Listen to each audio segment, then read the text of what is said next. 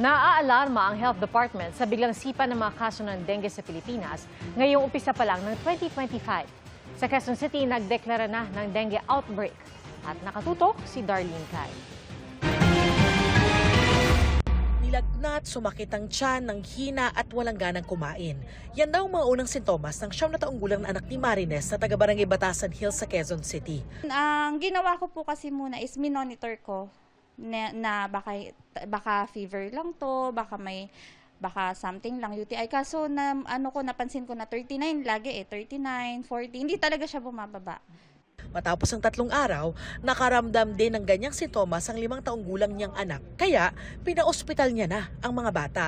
Matapos ang ilang araw, nakarecover sila mula sa sakit na dengue. Nakakatakot kasi katulad nga niya na ang dengue nakakamatay, sobrang nakaka-worry kasi syempre sabay pa silang anak ko, yun yung inaalala ko. Mula nang pumasok ang 2025, 1,769 na ang dengue cases sa Quezon City. Kada araw, 35 ang bagong kaso sa lungsod. Mahigit kalahati ng mga kaso ay edad 5 hanggang 17. May 10 nang namatay, 8 sa kanila mga bata. Dahil dyan, the Quezon City government is declaring a dengue outbreak. Ang outbreak ay idinideklara kapag tumataas sa higit na inaasahang numero ang bilang ng kaso sa isang lugar.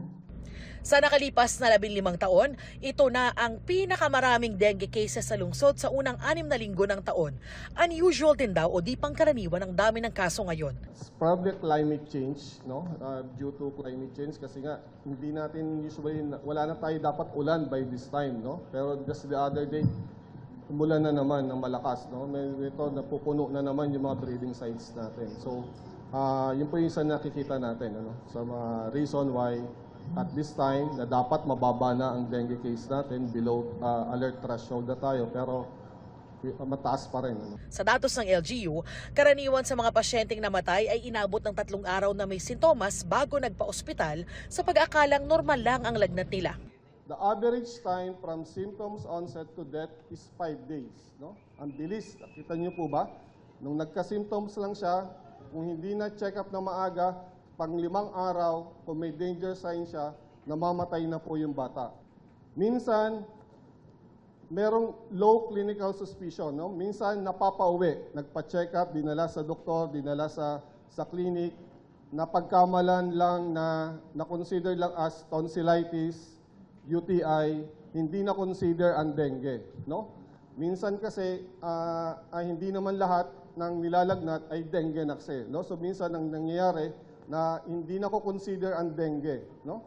So kaya pinapauwi, pagbalik ng pasyente doon sa doktor, meron ng mga warning signs. Kaya raw mahalaga ang deklarasyon ng outbreak para i-alerto ang mga magulang, paaralan at barangay.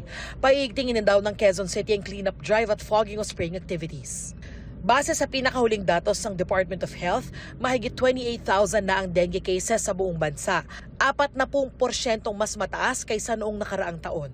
Parang napaaga yata dahil usually nagbabalita kami ng wild mga bandang June, July, August pag pumasok na yung ating panahon ng tag-ulan. Kahit ngayong Pebrero pa lang meron tayo nababalitaan na shear line, intertropical convergence zone, easterly. So parang sumabay tayo dun sa pagbago ng panahon.